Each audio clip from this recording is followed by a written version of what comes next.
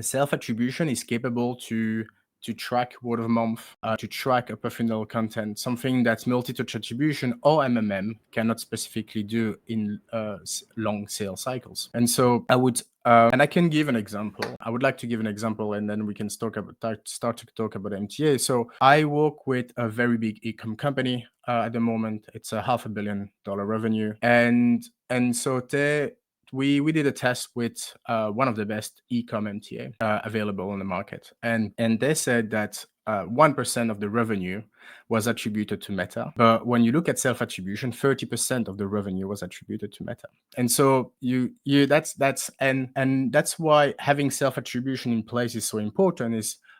We can always say, yes, people might forget, there has been multiple channels, it's difficult, it's true, but what is important to think, the way we should think is that what the user is going to put in that form is what they remember the most.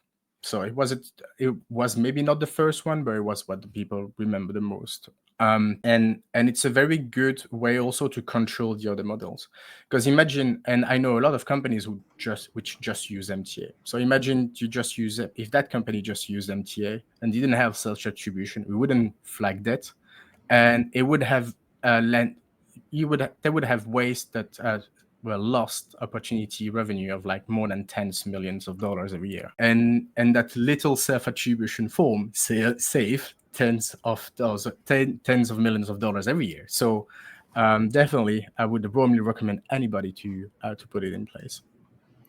Yeah, definitely. I mean, it's a small thing basically, and just for the note of everybody listening, don't use that for PPC or advertising. Use it just for organic things, because if you do it for advertising, it will make a huge mess, and you won't get anything out of it.